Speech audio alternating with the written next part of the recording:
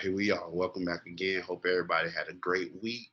I had a pretty stressful week, man. In the line of business that I work in, it can definitely be stressful. So, I shout out everybody. Hope you guys had a pretty decent week. I'm here to start back another show, and as you know, let me see. Let me get out of this screen. Always bringing the news. Shout out everybody who's been supporting. Let's see. Let me share. Let me put the camera right here. Here we go. First one. Ricardo Knox, 28 years old, taught fourth grade math here at Slater Elementary School on historic Pryor Street in Atlanta, a purpose-built school. Everyone saying Mr. Knox, and they all called him Mr. Knox, was an inspiration to all the children. Now, Ricardo Knox is another victim of crime in Metro Atlanta. Monday night, Ricardo Knox was outside his apartments in Vinings, and Cobb County police say they believe someone tried to carjack him, and Knox was shot to death. Police not releasing any more details yet. Knox's death like an earthquake across the country. Ricardo Knox, 28 years old, was an Atlanta native who, his sister Diamond tells me, grew up poor and always knew he was going to dedicate his life to teaching and inspiring children who are facing what he faced. He earned his master's degree, was working on his doctorate, and teaching fourth grade math at Slater Elementary School. Diamond Knox smiled, telling me she loved calling her older brother Mr. Knox. There's no one that did the things that he did, set the expectations that he did, influenced the community like he did in the small amount of time that he did at such a very young age, that he impacted so many people. He came here and did what he was set out to do. He left that legacy. He built the bridge for so many scholars to succeed.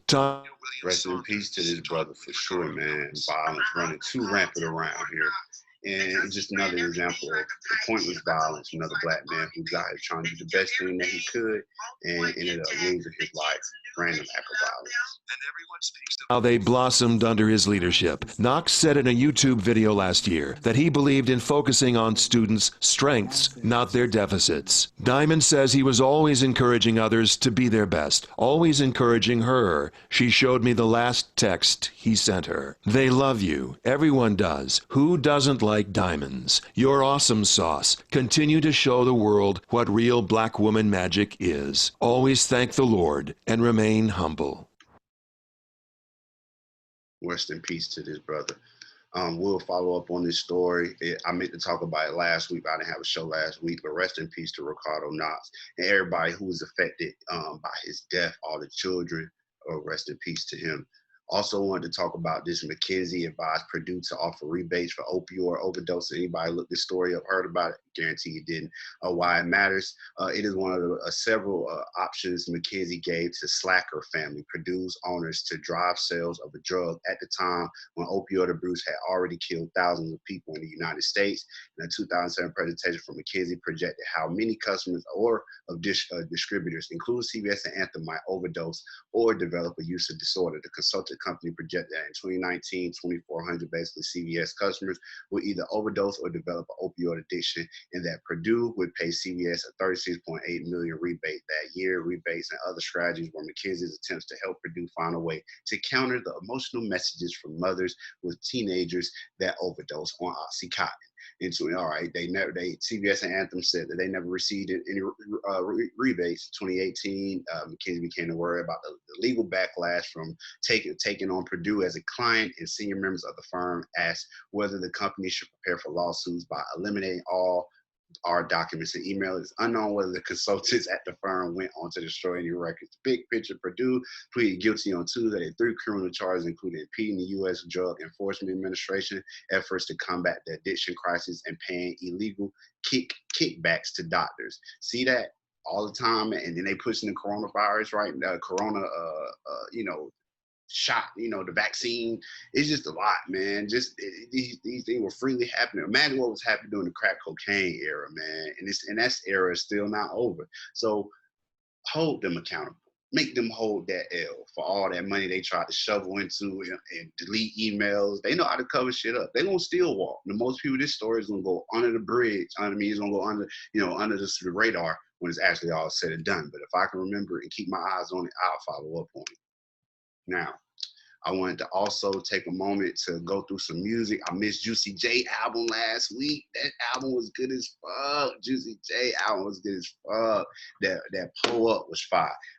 That's the way it is. That's the way it goes. Goddamn hot. Spend it and Shawty Bad. Those my standouts. But if you listen to JuicyJ, you can hear his sound across the industry. Yeah, JuicyJ, you need that Pharrell verses because you got the catalog. I'm listening to all these new albums that came out this year. The JuicyJ song. And that's their record. That be the one. So shout out to JuicyJ for putting together another great project by itself solo. Check out JuicyJ, The Hustle Continues. Great album. I recommended those songs, but I'm a fan of the entire album from start to finish. You get what I'm saying? Start to finish. So, and he worked with everybody. Shout out to working with Conway. That was one of my favorite feature that he had on there. Conway the Machine. Rico Nasty, she released her album Nightmare Vacation, back and forth with Anime, that was hard. Candy, Girl Scouts, Loser with Trippie Redd, and Smack a Bitch. Shout out to Rico Nasty for the release of her album. Not sure what's the parent company backing her. Atlantic. Rico made music that's for the summertime. I really think they needed better direction with releasing her right in the midst of cold and wintertime. I think that she deserved a earlier in the year release, and she'd been releasing singles earlier. So it was a great album. It's going to do crazy when the clubs open back up. Maybe you could party with it with a mask on. But Rico Nasty, she deserved a Breakfast Club interviews, the Hot 97, all that. I don't know what's going on. If she, like I said, if she's with Atlantic. They manage Cardi B as well and other people of that nature. So I really feel like Rico needs to get that type of push behind her. Every time an artist blow up, it doesn't necessarily need to be because they had that big standout song. Sometimes an artist as creative as Rico Nasty, you put her in front of the right audience and get her the right platforms for people to be exposed to her music, and maybe she can become a household name, like the Megan Thee Stallions, the Cardi B's, the Nicki's, things of that nature. No Ceilings 3 came out by Lil Tunechi, Lil Wayne, Lil Kunchi, Weezy F Baby, all the names, Dwayne Carter, all those names.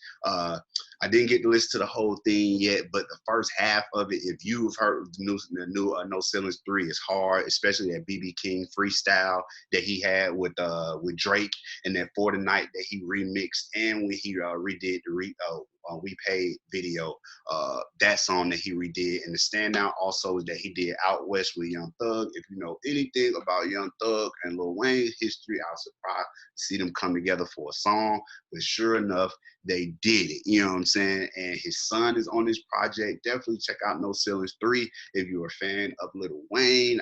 Hopefully I can check back in with a full review since I did not hear the whole project. Also, Anime, he released the full deluxe version of his album. I would suggest that I think I covered it when it first came out, but definitely check out his album, the deluxe version with the new added songs. This is another one with him, Pierre. When him and Pierre hook up, let me see who's his label. These are some of some of the motherfucking biggest companies in the world got some of these standout artists, and they're not. I don't believe that they're getting the right shine that they deserve. I've yet to see him on the Breakfast Club, all the podcasts and things of this nature. That's the stuff that help push these people, man. So definitely check out his project. Check out all the projects that I named today. RIP to the ones that we lost over this past week. I know everybody's going through their own troubles. I appreciate everybody for tuning in to the show. Like, share, subscribe, and all that good stuff so that we can get the conversation going. And I hope everybody have a blessed week. I'm out.